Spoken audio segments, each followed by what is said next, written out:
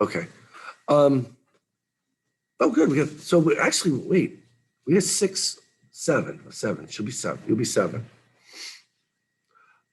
Do you have your laptop with you? One day I don't. Oh, okay.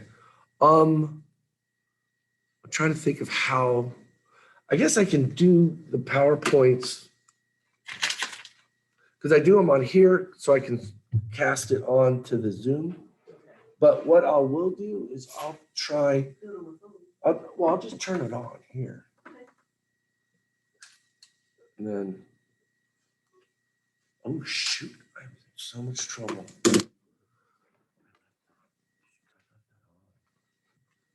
Somebody's responsible for telling me to turn that off.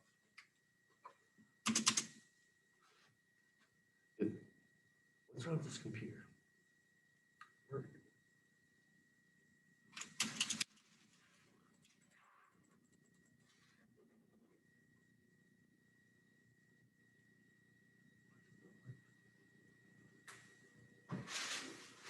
Maybe I won't. I'm trying to get this to work.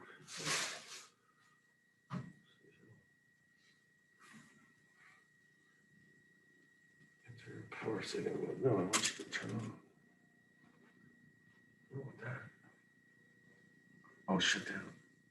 I'm going to have to restart it.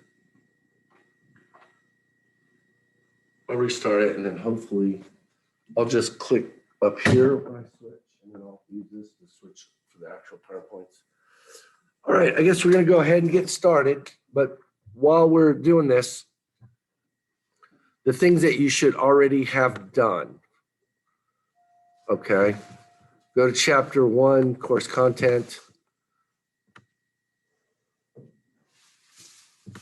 Actually, we'll go to whatchamacallit first. We'll go to MindTap first.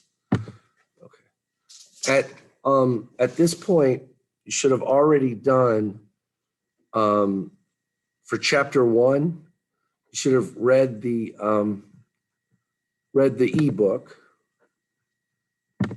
and completed the quiz-mes or section quizzes. They call them section quizzes here. And then when you go into the ebook, they call them quiz-mes. And that's reading each section in the book as well as the appendix. Let me make that bigger. Right? You should have done all these. If you haven't done, go ahead and get them done. You can't see it yet. Yep. Yeah, 11. Okay. And that's all you had to do for MindTap on chapter 1. And then you should have done the same thing. If you haven't, it's okay, you still have time, but do the 8 section quizzes for chapter 2. Okay. And that's on MindTap. That's all you should have used MindTap for so far. If you did extra stuff, it makes you a better person. And if at the end of the year, you did a bunch of extra stuff and you're close, like say you got like an 89.7 or something, I'll take that into consideration that you did extra work and, like 89.7 and you did 3 or 4 chapters worth of extra work or something or whatever. I'll probably bump you up. Okay, I'll take it into consideration. I'm thinking of ditching this whole MindTap thing. I went and looked at rate my professors, and my scores are like really good until I started this homework session. Too much work. I enjoyed this class, but I feel kind of stupid. Why? Because I'm just all over the place. I've watched those videos like 15 times. I'm like, I thought I just watched this thing. And then I did all this other stuff on Apple when I was supposed to be over here. Couldn't figure out how to close the book. It was simple. He showed me where I should be just for the point of his finger, Jesus. Oh, well, you get it. I that's one thing I don't like about the MindTap is it's hard to, know what you're supposed to be doing. And that's why I'm doing this, kind of try and review it where we should be. Then you should have printed out your PowerPoints. You don't have to, it's optional. Three slides per page handouts so that you can use that to take your notes on. And then there's 2 video quizzes. And those are up, and they weren't working for a while, but they're up now. So if you didn't get them done, you can go back and yeah, it's chapter 1 video quiz, workaround, and then knowledge and economic science. Those are both required. I have a question about that, like the video, Yes, sir. where you watch the videos. I did both of those. I got your message about not doing one of them or something. So I went back and did it again. The economic, what's the name of the second one? Yeah, knowledge and And economic science. I mean, I did that, but it didn't show that I got the grade. Okay, did you? Yeah, there's 2 separate grade spots. Like if you did it originally when I signed it, that was the old link, and there's a column in it in the grade sheet for that old link. And then when I had when they did their update and it ruined all my links, I had to put a brand new link up. That's a different column in the grade sheet. When I do the grades, I'll know that. So I'll see if you did the old quiz or the new quiz. No, I mean, I did the you took it once under the old link, it's still good. Go ahead. Parker, did you say something else? I missed it. Just so, I was just saying, just so I mean, I got the grade for it. I wasn't sure. So. Yeah, check. And if you don't, now here's one thing. I had someone in another class who kept taking the video quizzes and it didn't record her. It was, I think it was a young lady, her grade. That was because she was using the Respondus browser to try and take the video quizzes. Don't do that, because if you use Respondus, Blackboard is set up to link into VidGrid. So when you use the link here through a normal browser, it tells VidGrid who you are. And then it gets added into my Blackboard grade book.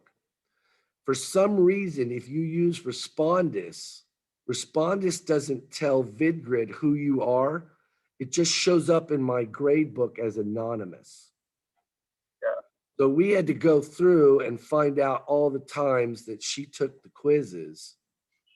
You can tell how much fun it was. And then, because there's 2 reports, I can pull one report up and it shows your name for some reason that you took it. And then I got to go find in Respondus's grade book, because it doesn't transfer in because it just is anonymous. Then I have to go find it in VidGrid's grade book, the date and time you took it, and hopefully it records a grade under anonymous. You can tell how much fun that was. And when you said do the section 1 quiz or whatever, just the quiz, that's that in Blackboard, that big 30 question quiz. No, that's the those are chapter quizzes. I also call them Blackboard quizzes. For some reason, I can change it, but for some reason in chapter 1, I did change that right now. Let's call it Blackboard quiz. The Blackboard quiz is a chapter quiz. That's on the whole chapter and has some stuff on from the lectures. No, so it's the red one down at the bottom. And the other problem is when I make the video quizzes, I used to make them red because that makes it easy. You know, if it's red, you have to do it. For some reason with the workaround, you can only make them black. You can't change the color on them. So if it says video quiz, you know, you got to do it. All the video quizzes are required. And I know this chapter. I've done everything. I've done everything in that chapter 1 file. So, I mean, I should be good then, right? And then you did the mind tap stuff too, right? I did. I think I haven't done. I missed like one quiz. I can do. But yeah, you're mostly fine. everything. Yeah. And then that's it. That's all you have to do at this point. After this lecture, after we're done, I'm gonna tell you it's okay to go ahead and watch the chapter 2 video quiz. That'll cover this lecture and the next one. Okay? All right. Anybody have any other questions? Okay. Okay, and at this point, if you haven't done that stuff, just get it done. I won't mark off for being late or anything. Okay, because I know it's been a little bit difficult with all of the adjustments because of the VidGrid thing. Okay, does anybody else have any questions, or we get started?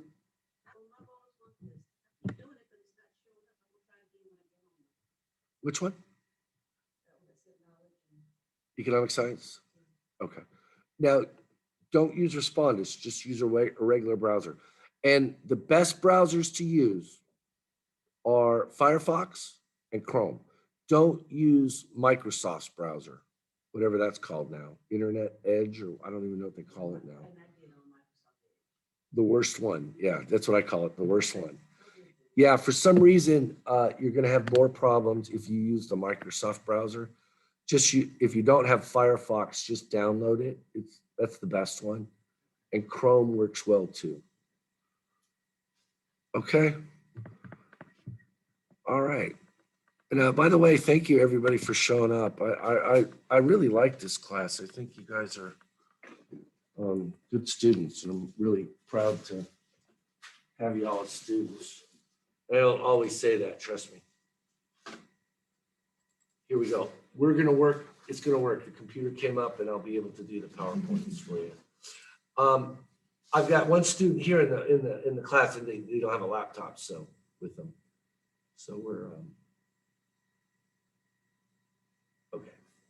Now, the rest of this chapter, we're really going to be explaining economic growth and a couple of other things. And those couple of other things. Oops, oh wait.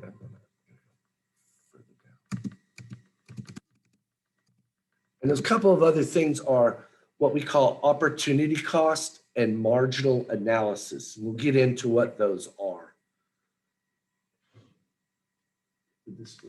Okay. So what are opportunity costs? This book used to cost about $325. You bought the physical hard book, and that's all you got. And that was when we switched over to the MindTap thing, because it's so much cheaper, and you do that 119 and you get everything, all your classes that you use a Cengage book. But for all that kind of money, you think they would be able to come up with better definitions of fundamental economic topics like opportunity costs. Opportunity costs is one of the most important and oftentimes forgotten concepts in all of economics. And a better way of explaining it, see, your book says here that it is the best alternative sacrificed for a chosen alternative. Does that mean much to you? Can you guys understand that? I know what opportunity costs are, and I have a hard time understanding what they're saying here. It's a bad definition. Okay. Now, in the real world, I mean, not in the real, well, it's in the real world, but when we live in a world of scarcity, okay, there are more human wants and needs than there are means available to satisfy them. Okay. Now, we talked about this in chapter 1, but I'll go over it real quick. Ludwig von Mises said that human wants arise from imperfections in reality, right? So wants arise from imperfections in reality. And I know that you guys at home are going to have a hard time seeing this when I write on the board, so I'm trying to repeat it a couple of extra times. I'm working on getting this problem fixed. They're going to get me a camera. They've got a request in to get me like a better camera in here and maybe a smart board. Somebody said they don't know if they make smart boards anymore. I don't know. It's a board where if I write on it, the computer knows it, and it would like show up in like if I did a Zoom. But human wants arise from imperfections in reality. If you were to go outside in Antarctica in tank top and t-shirts, the temperature wouldn't be perfect. That imperfection would cause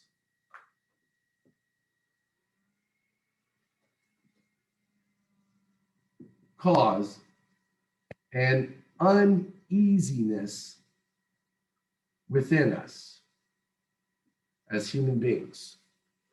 So you go outside in Antarctica, tank top, t-shirt, shorts, the temperature around your body would not be perfect. That would cause an uneasiness within you. We would say it was feeling cold or freezing. Okay. Human beings, we form human wants, needs, goals. I like the word goals here, or ends. All those are used interchangeably. We form human wants to relieve that uneasiness. Okay. So you would say to yourself, I'm freezing. I don't like this uneasiness. I want to warm the air up around my body, bring it closer to a perfect temperature of, say, I don't know, 75 degrees or something. Okay. Now,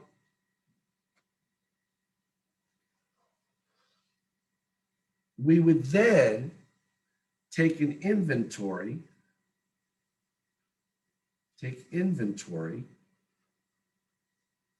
of means available to us. Okay. So we look around and say, what do we have? And you say, well, I've got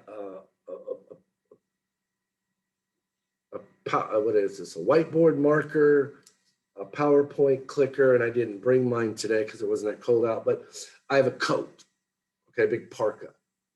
I would look at those things and I would say, do I know any cause and effect relationship between this PowerPoint clicker and warming the air up around my body? Do I know of a cause and effect or a causality between this pen and warming the air up around my body? No. And then I would pick up my beautiful parka here that you can't see. And I say, do I know of a cause and effect relationship between this parka and warming the air up around my body? And I would say, yes. If I put that parka on, it'll warm the air up around my body. Okay. Then we would act. Okay. Now the problem is that these human wants and needs arise from imperfections in reality. Will the world ever be perfect? Not until both heaven and earth shall meet. Okay? So the world will never be perfect. That means we have a virtually unlimited number of human wants and needs.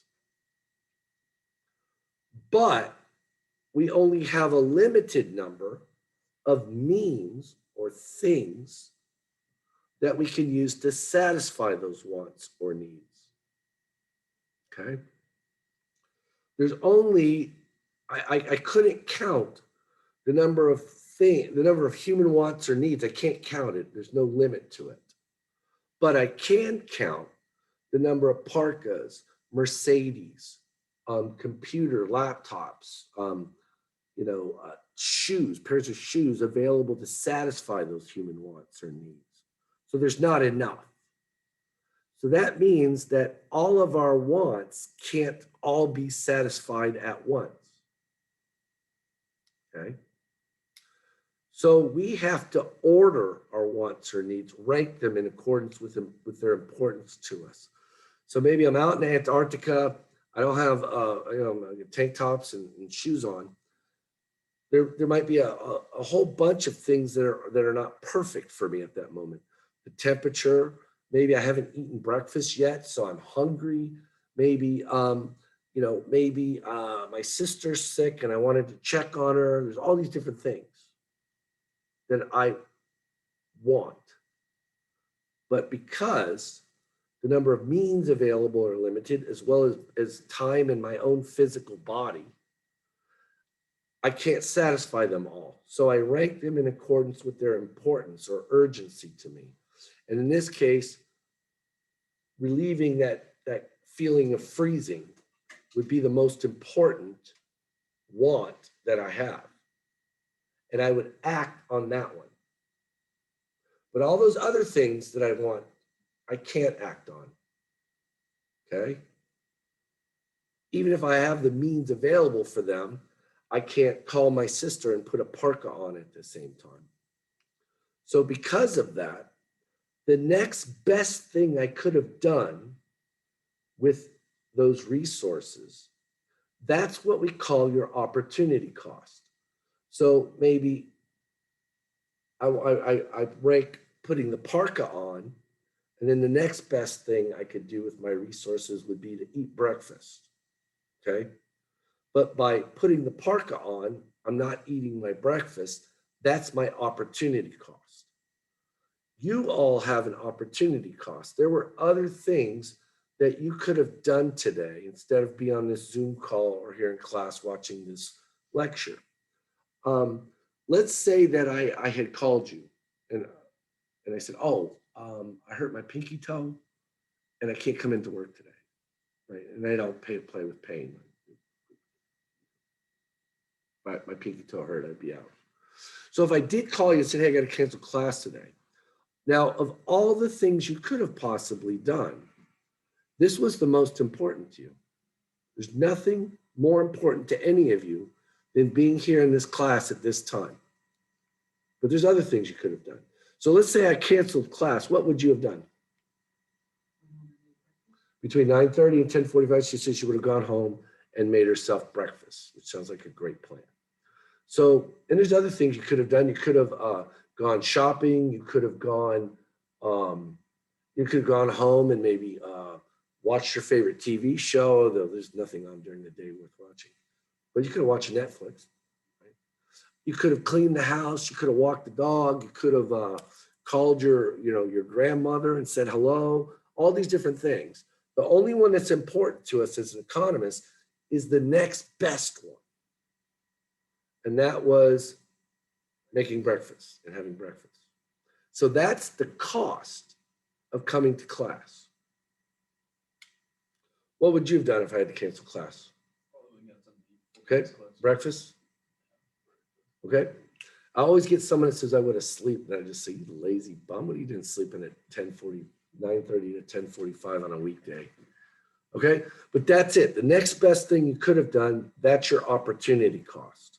That's what you give up to come to class. That's what, this explorer would have given up to put on the parka. Oops.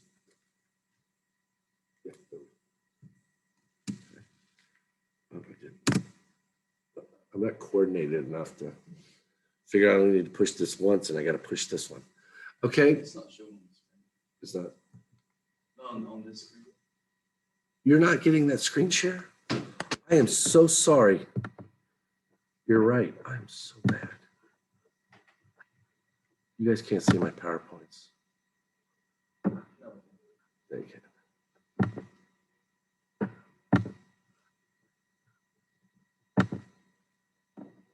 Okay. Now your book uses the term the best alternative sacrifice for a chosen alternative. That's a little confusing. So the opportunity cost is the next best thing you could have done with those resources that you gave up to accomplish your goal, wearing the parka or learning economics, or at least passing economics. Some people don't want to learn it, they just want to pass, but this class doesn't. Now, one thing I got to tell you is, I was hoping someone would say that, but let's say that, let's say Cade, let's say Cade said, I would have, I got a job, I would have gone to work. Okay, and so I would have made $20. Okay. But instead of coming to class, I didn't work. We don't really express opportunity cost, or at least we shouldn't, in terms of money. And I'll tell you why. We don't want money for its own sake, unless you're Scrooge McDuck and you like to dive in it. You can't eat money. You can't sleep on money. You can't drive money. You can't wear money. Okay? Money is only useful to us because we believe we will be able to exchange it later at some point in the future for what we actually do want. So let's say that Cade was going to make $20, and let's say it's in tips. Let's say he works a tip job. So he'd have the money in his pocket tonight. And after he got off work, he'd taken that $20 and he would have used it to buy himself a pizza and a 12-pack of non-alcoholic beverages, right? Non-alcoholic beverages, okay? And because he came to class, he doesn't make that money. So tonight now you got to eat macaroni and cheese and drink water, okay? In this case, we wouldn't say the opportunity cost was $20. We'd say the opportunity cost of his time coming to class is having a pizza and a 12-pack of non-alcoholic beverages for dinner tonight rather than macaroni and cheese and water, okay? So the pizza and the 12-pack, consuming it when he got off work tonight, that would be the opportunity cost of coming to class if he was going to go work or something, okay? And this is just a life tip. Guys, how many times have you been told ever in your life that you need to find a job that is fulfilling, that you fulfill your, did you ever hear your dad come home from work and say, I got fulfilled today? Never, right? But here's something that I find obscene. What does feminism tell women? No, feminism, modern feminism tells you the opposite, right? That you need a job to be fulfilled, right? And that you can't be a person unless you have a career, right? That's what it tells you. I find that odd. My dad never came home and said, well, you know, son, that day at work, I'm fulfilled now. No, if I asked my dad, are you fulfilled now that you went to work? My dad would say, what the hell are you talking about? I just busted my back for you. I don't do it for me, I do it for you, right? But I always find that odd that feminism somehow thinks work, market work, really, because they diminish cleaning house and taking care of children, which actually is the most important thing on earth. Okay, I think that's the most important thing on earth, childbirth. I think women are amazing. Okay, they can engage in the most godlike act another human being can do, and that is the creation of another soul. Okay, I can't do it. No matter what I do, I cannot conceive, carry, and birth a live child. No matter what I do, I can't do it. The only people on earth who can do it are women. Yet, why would you put working above that? Working sucks. It doesn't suck. It does suck. Without the pay, it sucks. It's great with the pay if you get enough, but it sucks. You know why they call it working? Because it's not fun. Now, I love my job. I'm very blessed, right? I could talk about economics all day, okay? And I do it for free. But Gadsden State's stupid enough to pay me to do it. So don't tell them I do it for free, okay? But do you think I always want to talk about economics from 9:45 to 9:30 to 10:45 on Thursday? There's some days like today, I'd love to go fishing. It's a beautiful day out there. It's finally starting to warm up, right? I'd love to go fishing, right? My back hurt this morning. I hurt my back a while back, and my back was a little sore this morning. I wouldn't mind relaxing. Okay, I'd probably prefer to do that if it wasn't for the pay. I got to eat, so I got to show up. But I just always found that odd that women are always told that they're not fulfilled unless they have a marketplace job. I only work in the marketplace so that we can satisfy real goals, wants, and ends, things that I do want in my household. And we all know who runs my household. It's not me. Nope. We got a CWO, Chief Wife Officer. That's right. I don't even want to run the house. I don't even think I could. You know, if I had a pot on the stove, a phone in my ear, and a kid crying, I just go into like an autistic scream. I'm like, ah, ah, ah. Right? My wife can somehow balance those three at the same time. I'm like, I can't do that. Like, I gotta go. I'd leave the pot to catch fire and then, deal with the crying kid. I don't know how to do all that stuff at the same time. But anyway, so money is not an opportunity cost. It's what you would have bought with the money that you give up. Did I do it wrong? No, okay, good. Okay. And here your book says that because we live in a world of scarcity, that forces us to make choices. I used to have economize.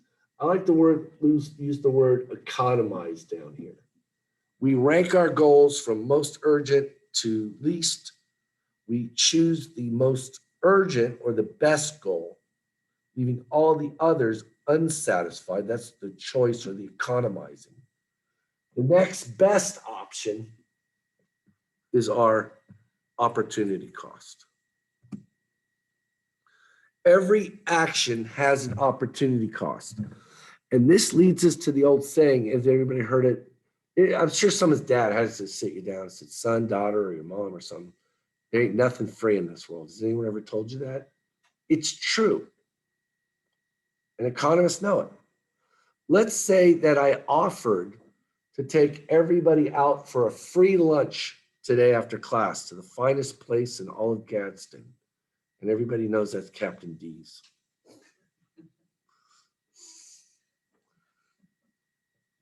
Cuisine in Gadsden.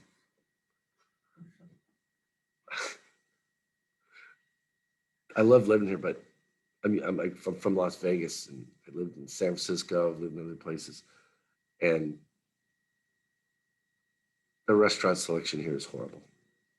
I don't even go out hardly. I'm like, I can make something better than in most of these restaurants. Like seafood, there's no way, no way to ever go out and buy seafood here because it's always old and bad, not cooked well. But anyway, so I'm taking everybody out for a free lunch. Would it truly be free? Noah, you have a class after this, right? So if you went and took me up on your free lunch, your opportunity cost, the cost of taking me up on that, would be missing Mr. Sunnis' fantastic accounting class, which you're all lucky to have him. He's great. The next thing we're going to look at is marginal analysis, and this is related to opportunity cost. Again, your book has this horrible definition. It's very hard to understand.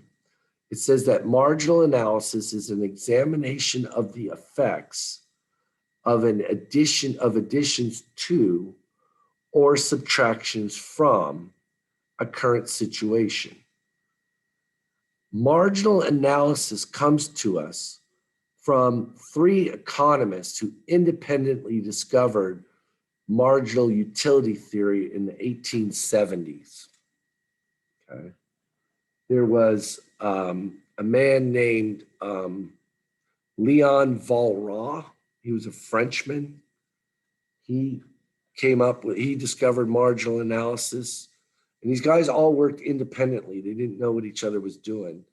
Another one was a British economist named William Stanley Jevons. You could write Jevons and Volra down. And the third, and the one I think is the most important and the best of them, was a man named Carl Menger, Menger. Carl Menger. These guys all independently discovered something that solved what was called the diamond water paradox. Diamond water paradox. Before these three guys, we had what was called classical economics from guys like Adam Smith, who wrote The Wealth of Nations in 1776. There was, a bunch of other people who came after him. Many people consider Smith the first economist. There was a guy named David Ricardo, James Mill, his son, John Stuart Mill. Those are four big names in classical economics. And they sort of ruled the roost for 100 years, 1776 roughly until the 1870s. But they had a big problem. And it's called the diamond water paradox. Why is it that water, which is essential to life, is so cheap, while diamonds, don't tell my wife I said this, which are frivolous, are so dear or expensive? Why is water so cheap, which you have to live, yet diamonds are so expensive, and believe it or not, you can live without diamonds? Because water's everywhere. Well, the solution to this was that when we evaluate a good, we don't evaluate it as a class or the total supply of it. Instead, we evaluate it on the margin, okay? And the margin is the unit that's being added or subtracted. So we don't say, oh, I'm thirsty, I want to buy all of the water. I just want a glass of water. That's the margin, the one being added to my current situation.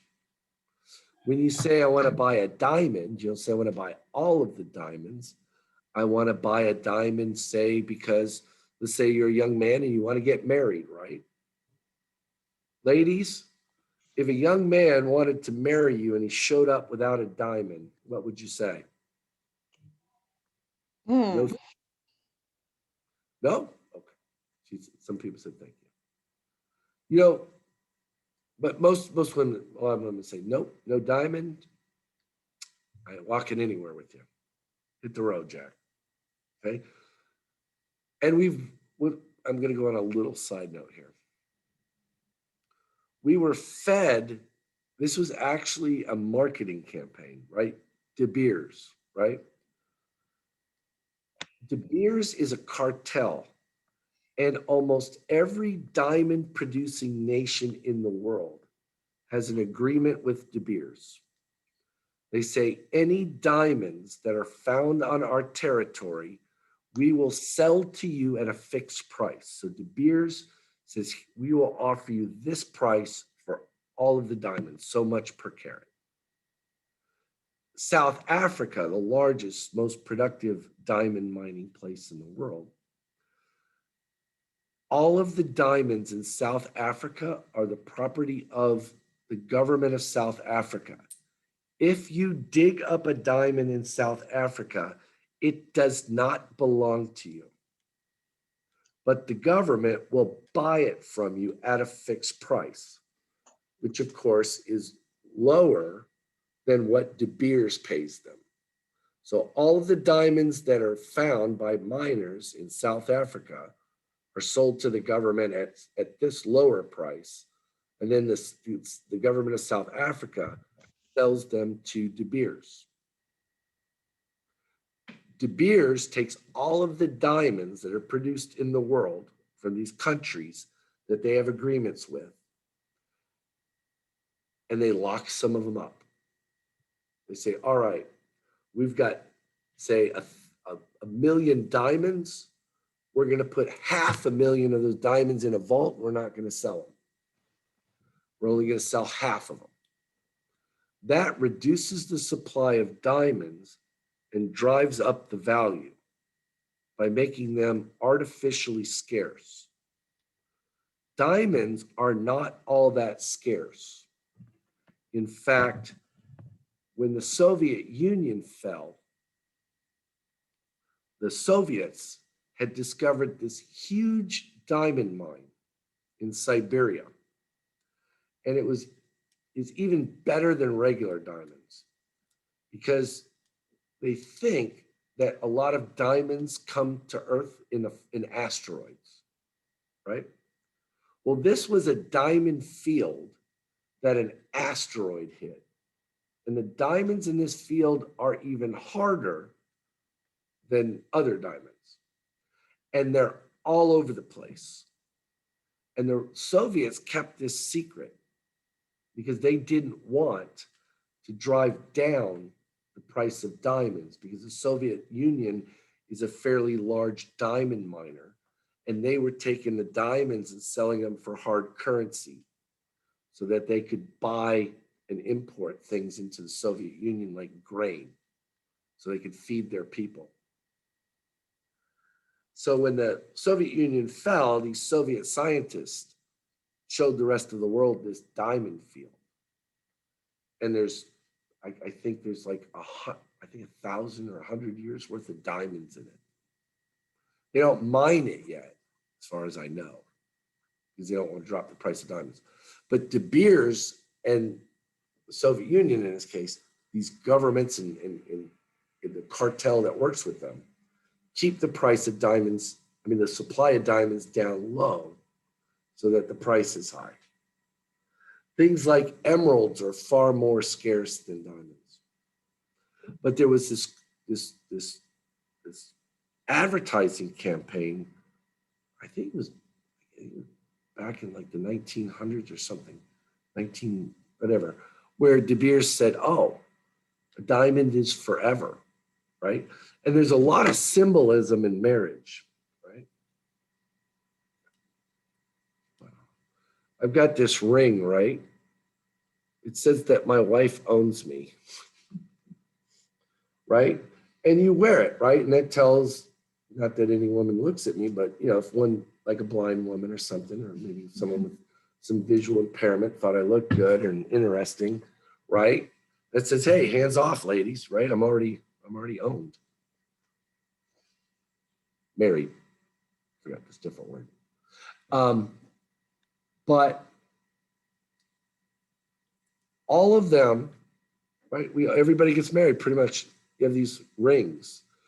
The ring itself is symbolic. It is a circle. It has no beginning or end, specifically an end here, just like our love. It is made of gold usually. Gold never tarnishes or corrodes or corrupts, just like our love, right? Which is actually a lie, because marriage is till death do you part. After that, ladies, I am a free man. Once I kick the bucket, I'm done with her. You always hear these people, they're like, oh, when I go to heaven, I see my wife there. I'm not looking for her. But until then, I'm always looking for her. At that point, you don't need a husband or a wife. You have other more important things going on. I don't think people are married in heaven. I have no idea. I hope not.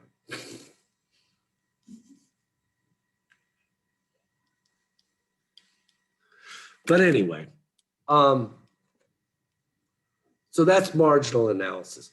But with the diamonds, there are only a few diamonds in existence, a small number. So when we go down the list of things that we can use diamonds for, we don't get very far down, right?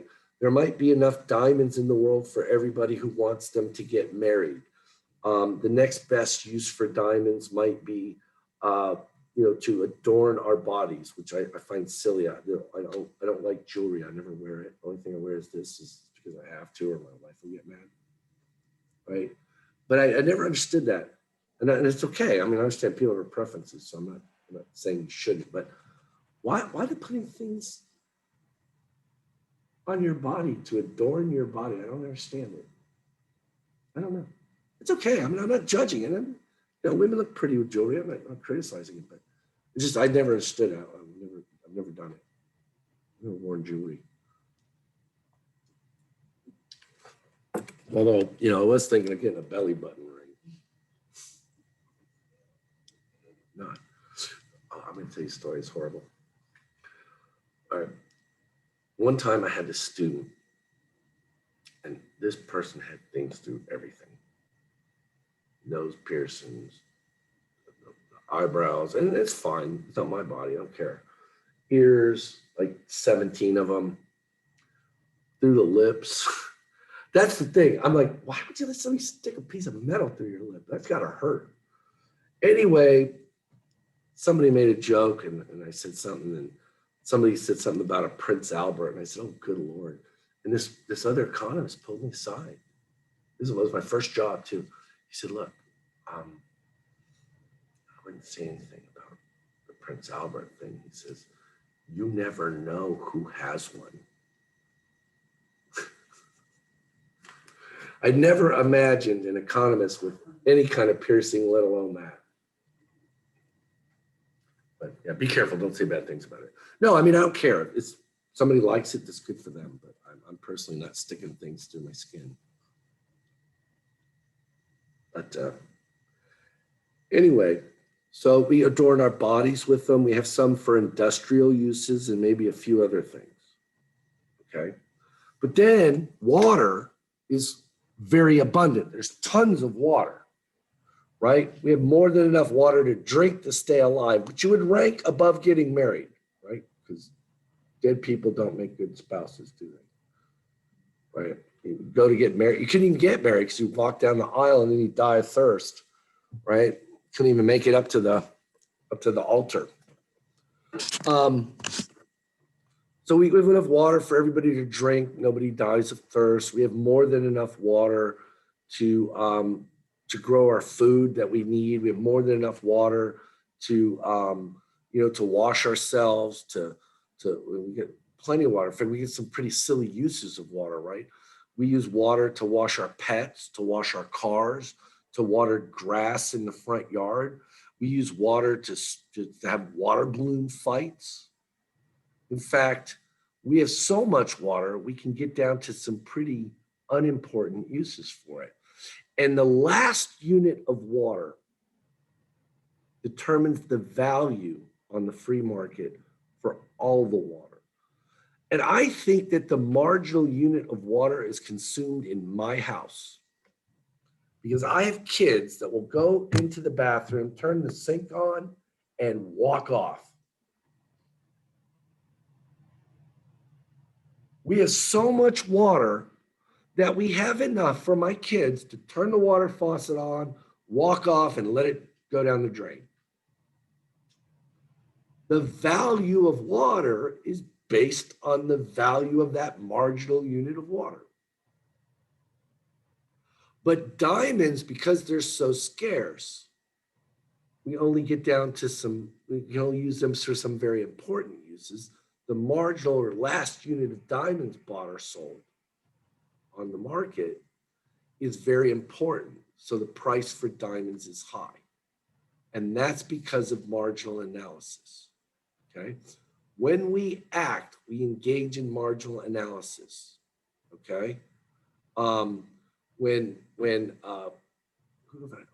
Alina decided to come on this call, she looked at all the things she could have possibly done between 9:30 and 10:45.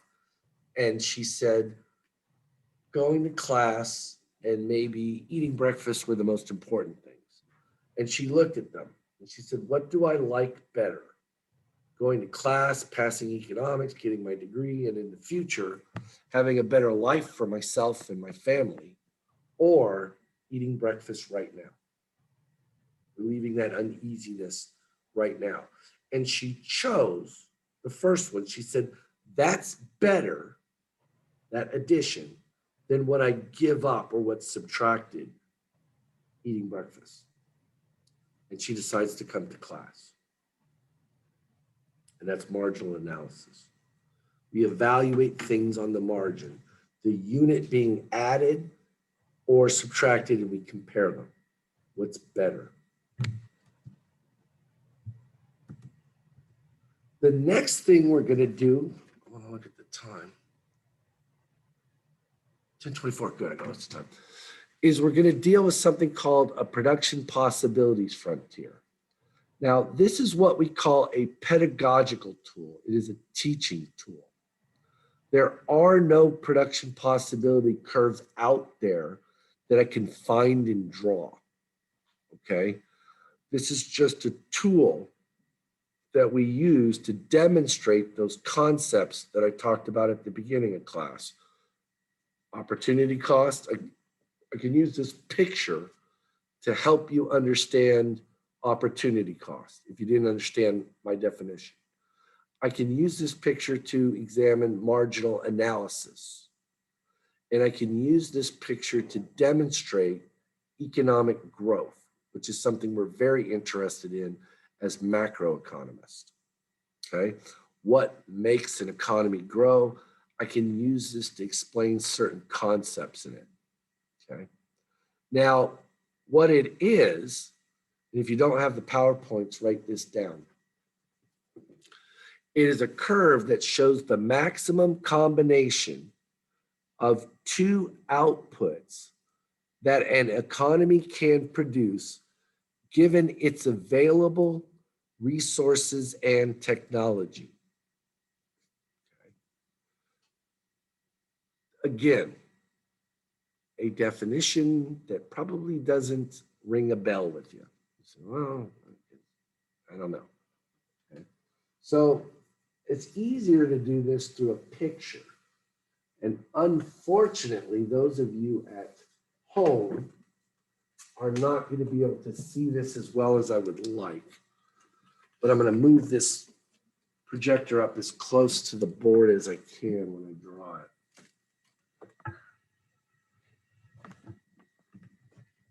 I'm going to try and draw it where you can see it. And I'm going to shut the PowerPoint off for a second. And put a blank screen up. Try and put paint up. I could probably do it in paint.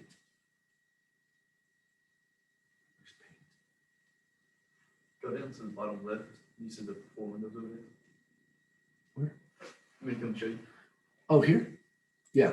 Yes, and top in that search bar is top paint.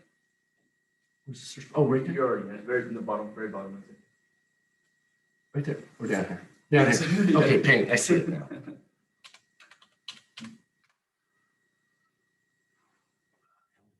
Yeah, let's see. All right. I'll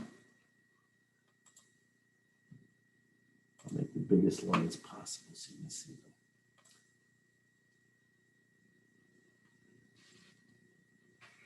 We'll use this in a minute. Now, imagine we have an economy. And in this economy, I'm going to move this over. Okay. Can you see that at home? Can you see that square I'm drawing? Noah, can you see it on the screen? You see the bottom of it. There we go. Okay, this is a 1 acre piece of land. Okay, and on this piece of land, I've got a factory of a building of a given size. And in this building, I have a capital good, another capital good. And this is a widget gadget making machine, okay? Widgets and gadgets are imaginary goods that economists like to talk about because we don't know how to make anything. The only thing I think that I know how to make, hopefully, are economic lectures, good kids, and bad jokes. Okay? At least I hope I can make good kids. God, man, I would have a horrible life if I had rotten kids. Like, oh gosh, I don't think I'd be very good with it. Dad, I'm hooked on drugs. Get the oh, hello, baby. I need you to take care of it. Not me. I took care of you. I guess I screwed that up. I'm not screwing that one up. Y'all get out. All right. So we use these imaginary goods so that we can just say how they're made. Okay, I can make it up. Now, along with the widget gadget making machine, I've also got a 10-foot by 10-foot pile of 2x4s. Okay, these are my resources, my inputs that I'm going to use to produce two outputs, widgets and gadgets. And then I've got 3 workers.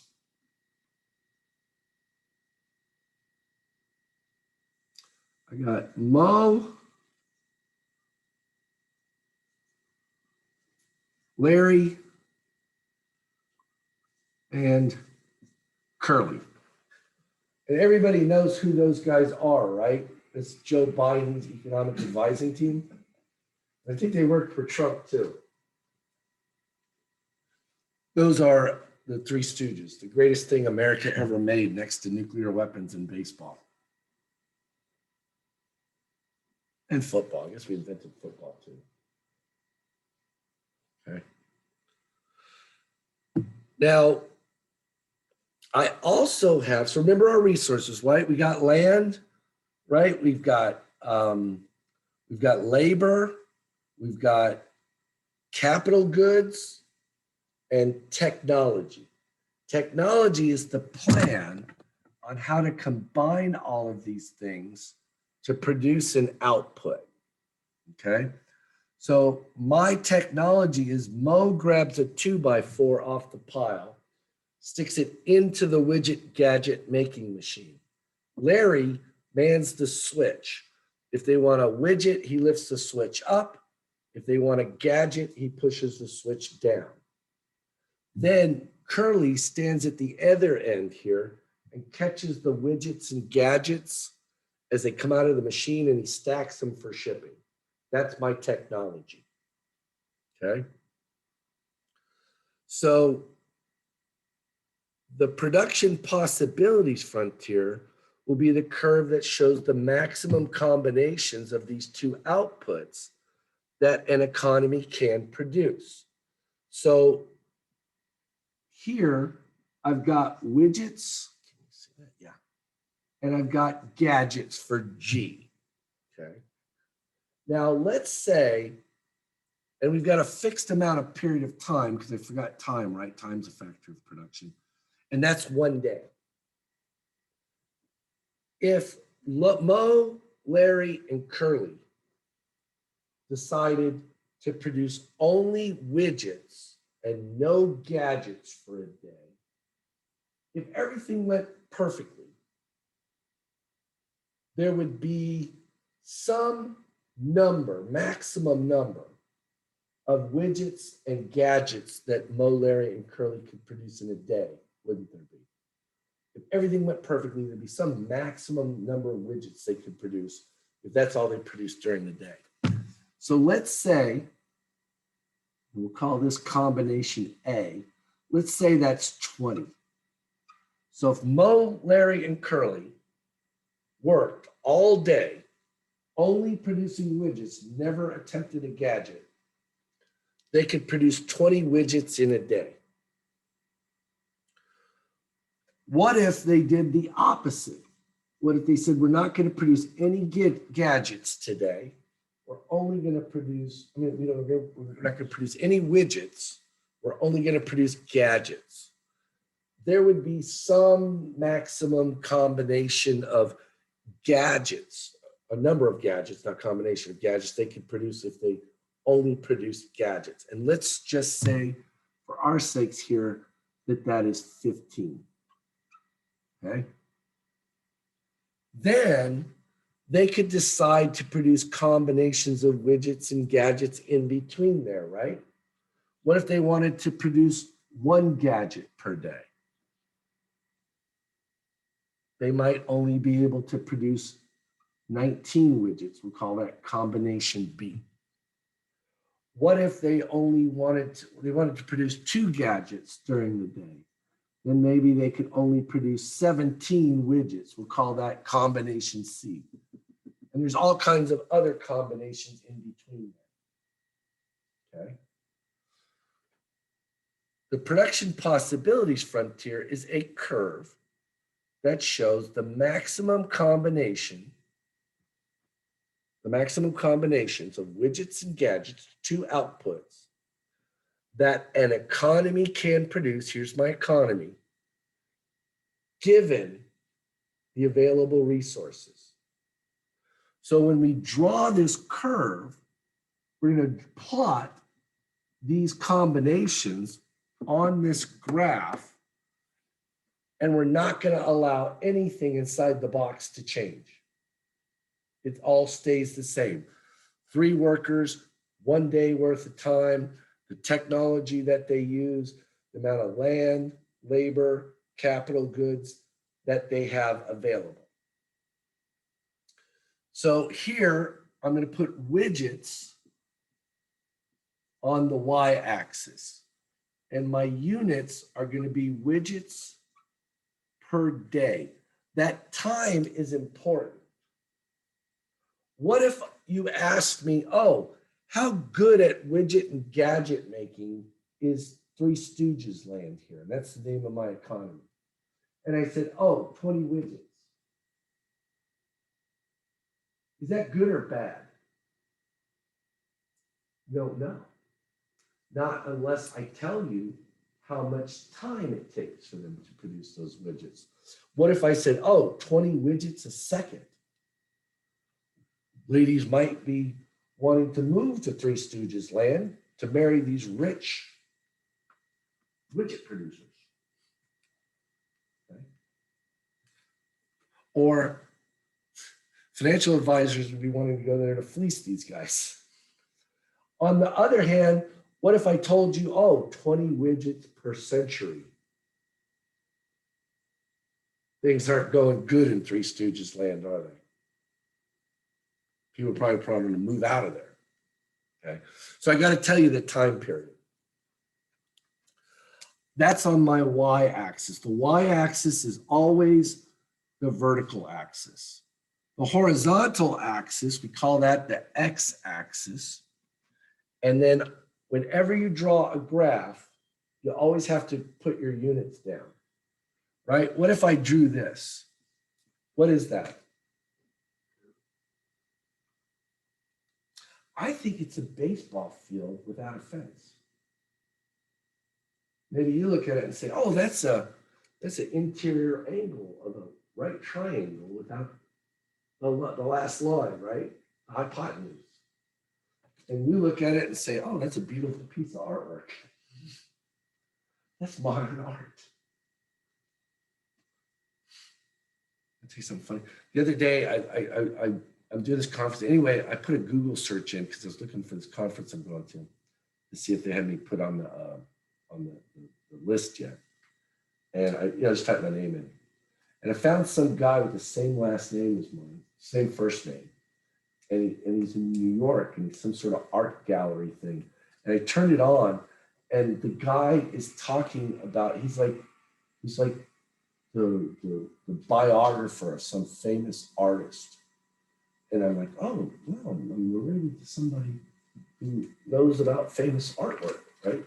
And then they show the artwork, and it's like abstract, and it's just like squares with different colors all over a painting. And I think that guy sucks. And I'm like, oh, they're talking about it. It's like so influential. He influenced modern expressionism or something. And I'm like, good Lord, man. I can do that. I can't even draw a straight line. Neither could he. His squares weren't straight. I mean, they painted them. He didn't paint everything inside of it. There's still spots where he missed. Like, that's not good. If my kid came to me with that, I'd say, no, you're supposed to fill in the squares at least. I mean, it's dumb, but that's okay. You fill the squares in at least. Then I'd hang it on the fridge. That's what I do with Eric. Hold on, Eric, I put it on the fridge. Unless it's really good, then I put it in my office. All right. So anyway, you got to label your axes so you know what these things are. And my PowerPoint just kicked off. Not PowerPoint, but my graph here. So we're going to put widgets on the Y. Widgets per day is the units.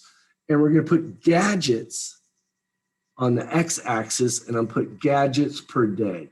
I'm abbreviating gadgets with a G here if you can't see it, and I know you guys at home. Can you even see that? It's too close. It's too close.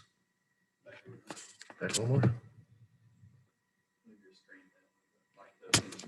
Like that? Is good.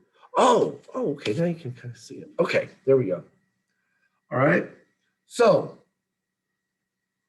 whenever you graph something, you have to make your graph nice. So you have to give it a title. So number one, give it a title. This is going to be Production Possibilities Frontier. We abbreviate it PPF for Three Stooges Land. Okay? So you got to give it a title. 2, label your axes. And I've labeled mine. Number 3, label your origin. We just do that by putting a 0 in the corner. That tells me that this is the point where both my X and my Y variable are equal to 0. And then number 4, mark off your units. Now I know I need to go at least to 20 here. So I'm going to go by 2s. I'm going to go 2, 4, 6, 8, 10, 12, 14, 16, 18, 20.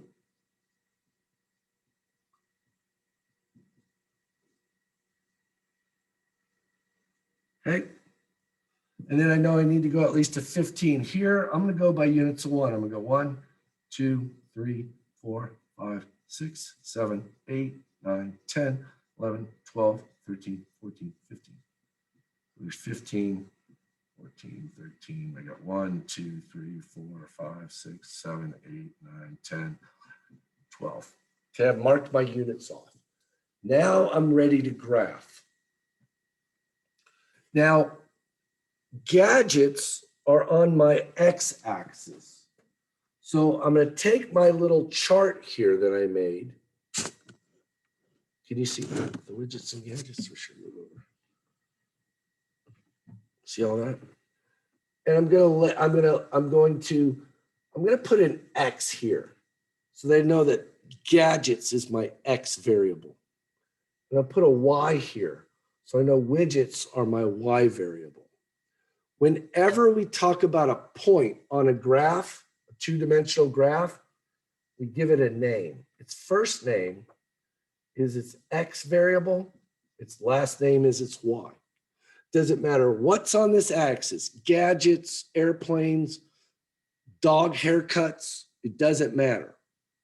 That is my X variable. Whatever value this X variable takes, that's the first thing I put inside the brackets. Then I put a comma and I put the Y variable.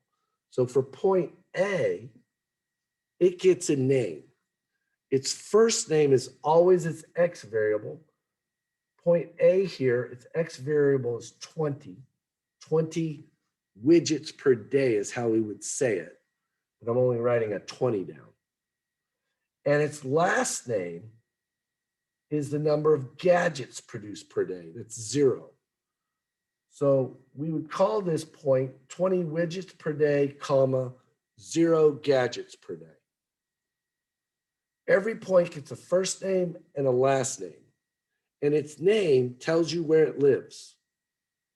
So when I want to graph this point, I start off with my pen here at the origin. That's why the origin is so important. And I look at the first value there. It says 20. Oh, I did it backwards. That's why you guys were looking at me. I'm so sorry. My fault. And I did that on purpose. People make that mistake. That's why we label the variables. Okay? Because when you're just reading this, people say, oh, I'll just take the biggest one or the one that's on top. That'll be my X. No. That's my Y. That's my X. So point A, what's its first name? Its first name is its X variable. That's point A. Combination A. What goes on the X variable? Widgets or gadgets? Yeah. So what's its first name? I'm pointing to it. Can you see? Yeah. Yeah. So that's 0, comma 20. Okay. That's why I put those letters there. Because I made a mistake on purpose, but I pretended they weren't there. And then I just, 20's got to go first. That's on top.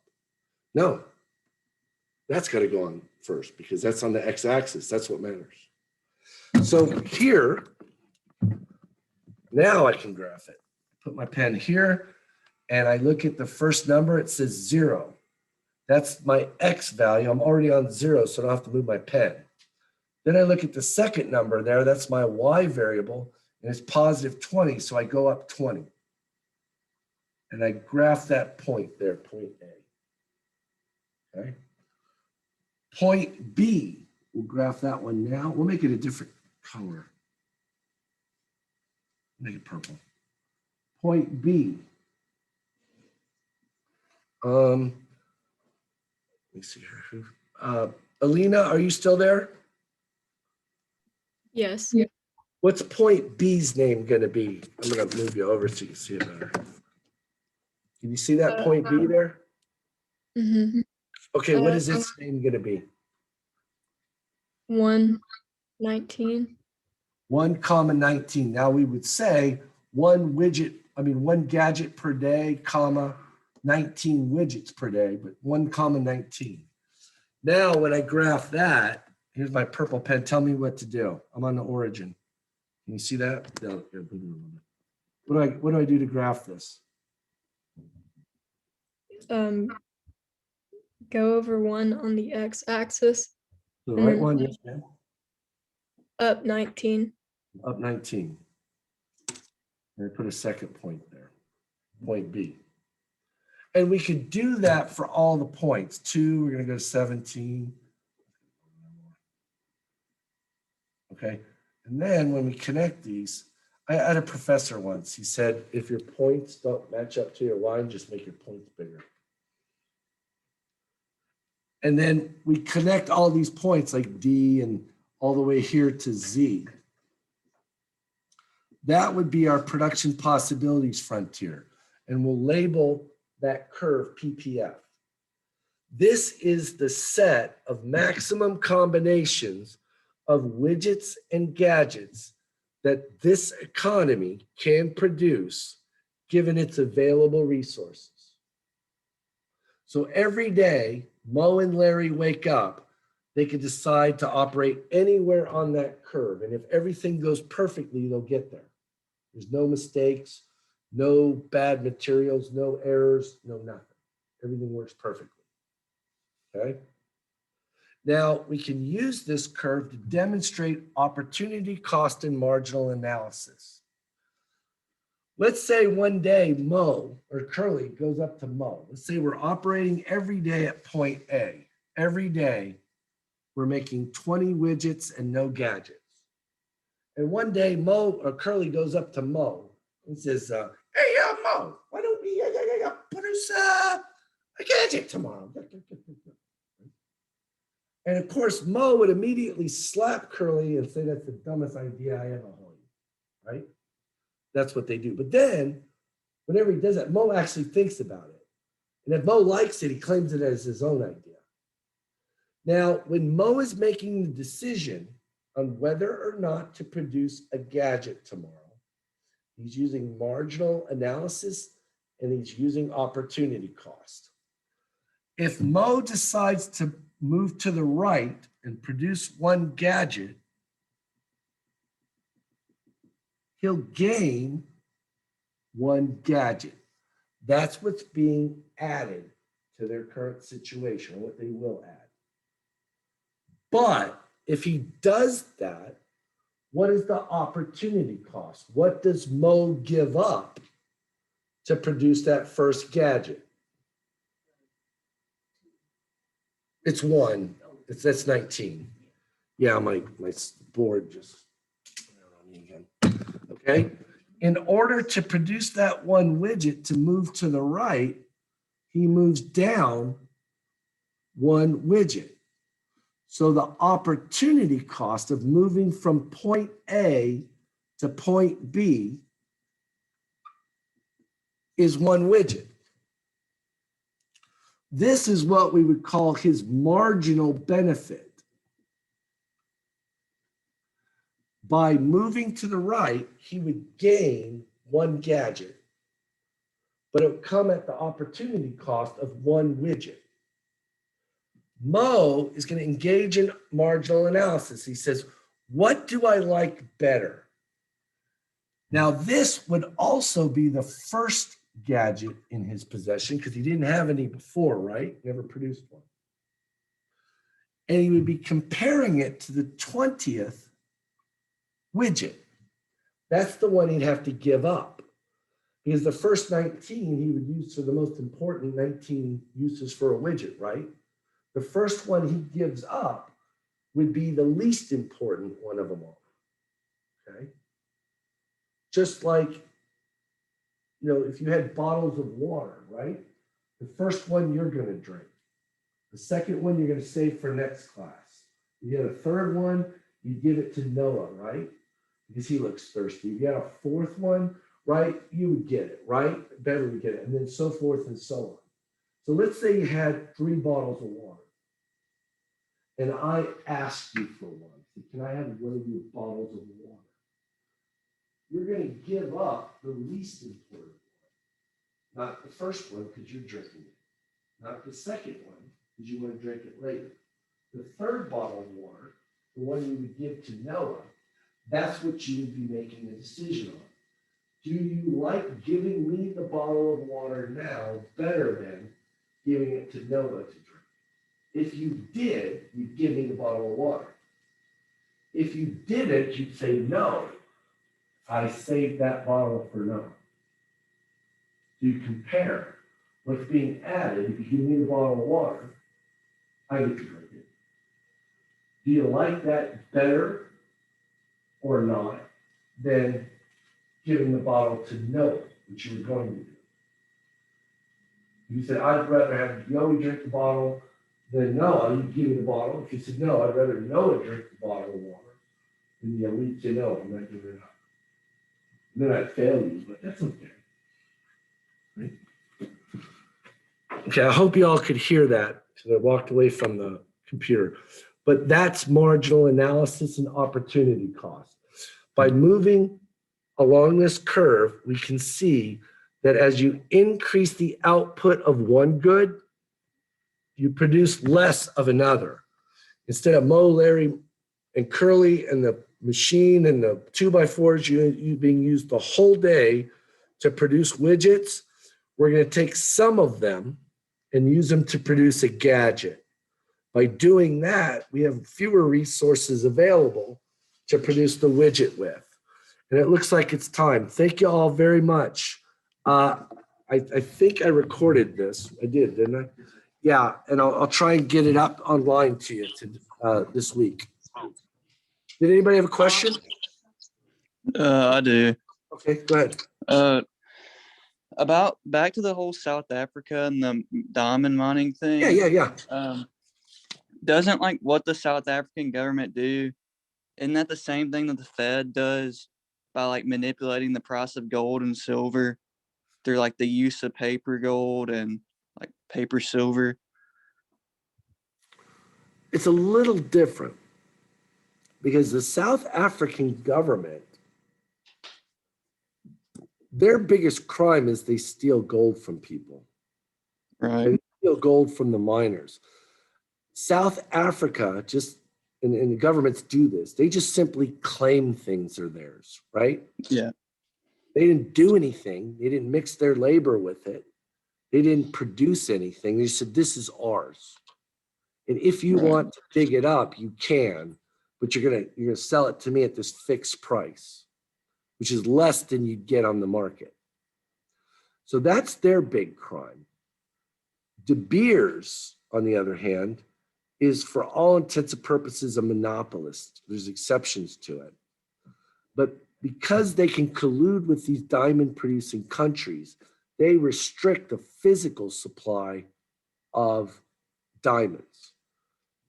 The Fed, the big banks, and Parker's talking about something that's very relevant right now. If you've heard of Wall Street bets, they're trying to break a short squeeze on silver right now. The big banks That's what and they're the doing. Fed have sold more paper tickets in gold and silver than they have in their vaults.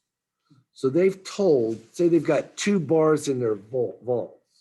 They sold 3 tickets. They told 3 people, when you want to, you can get, or on a certain date, we'll deliver a bar of gold to each one of you, knowing they don't have it.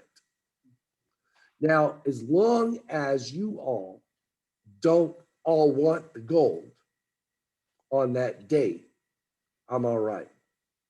If you do, I then have to go out and find someone to buy a gold bar from so that each one of you could get them. Now, options and future contracts is what we're kind of sort of talking about. People don't ask for them all to be delivered, okay? And then they sell it to someone else. That's what Parker's talking about.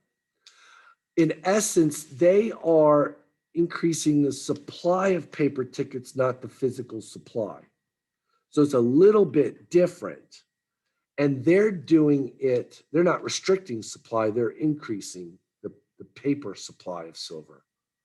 And that causes the price to go down rather than what De Beers does by restricting the supply of physical diamonds. They cause the price of it to go up. So it's kind of the opposite. They're both crimes, I think. In both cases. One, I think the biggest crime is the coercion the coercion that governments use to make sure that they only sell the diamonds to them. And then I think that they are also guilty of engaging in this contract with a monopolist to keep the prices of the diamonds that they produce higher. And then De Beers, they do this by having Britain mainly exert political pressure on these diamond producers back when Britain was, the dominant power and the colonial power in most of these places. They got the British government to coerce these governments or entice these governments to make this bad deal with De Beers. But I think the biggest victim in all of it is actually the miners. And then that results in higher prices to purchasers of diamonds. They're hurt by it too. The governments and De Beers benefit at the expense of miners and consumers of diamonds.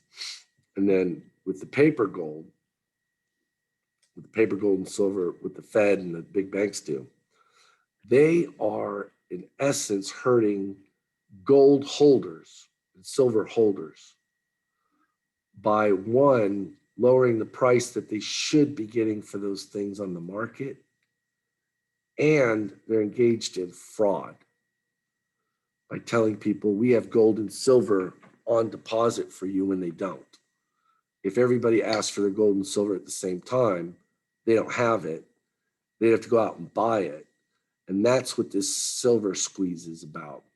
These Wall Street bet guys are saying these guys have obligations for physical silver, more physical obligations than they have silver for. If we go out and buy SLV shares of the SLV ETF, the SLV ETF says that they have to buy physical silver if you buy a share, and they have to park it somewhere.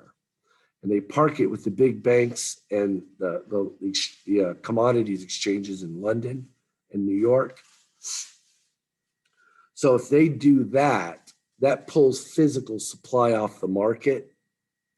And then people who buy and sell gold and silver, in this case, silver, for either investment purposes or for industrial uses, there's going to be less silver out there on that exchange for them to claim delivery of, because they're buying it to make coins out of it, or they're buying it to make electronics out of.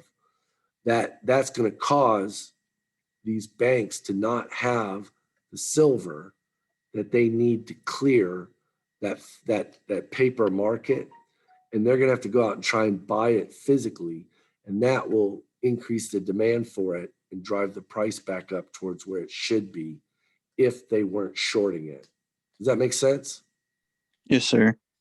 Okay. It's just Yeah, a very unfair system, it seems. it is.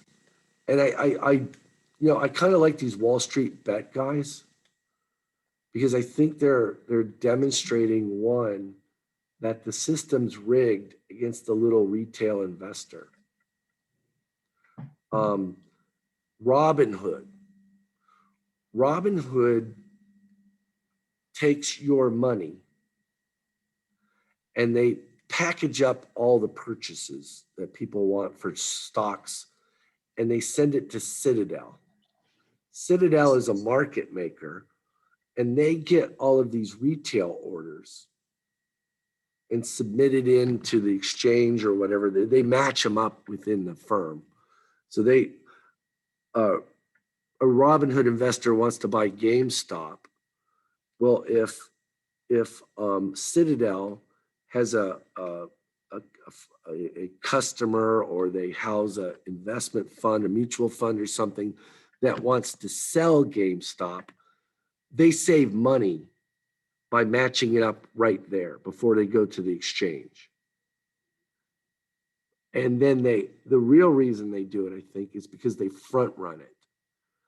They see these retail orders coming in, and they can get a high frequency trade off, say, to buy GameStop before the retail orders get to the market, and they can buy it cheaper and then sell it to the retail investors. It's called front running. It's actually supposed to be illegal. Now, Citadel has an investment in, I forgot the name of it, the hedge fund that has the big shorts on GameStop. And that hedge fund also has an investment in Robinhood. Robinhood gets paid from Citadel for those orders that they ship to them. And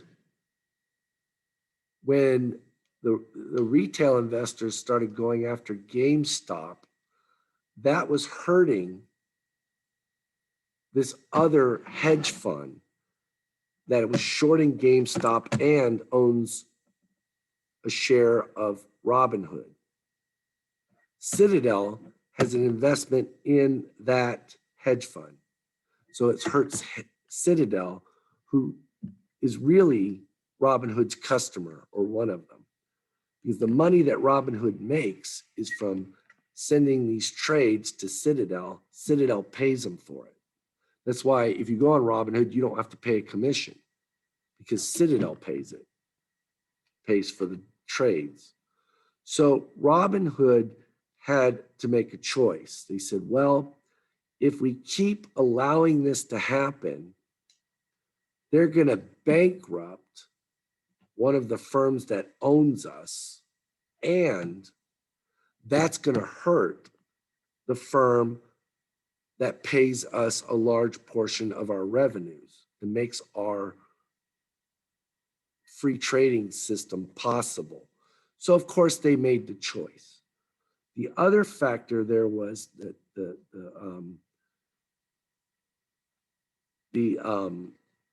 Dodd-Frank bill, Frank-Dowd bill, which was supposed to protect investors, doesn't.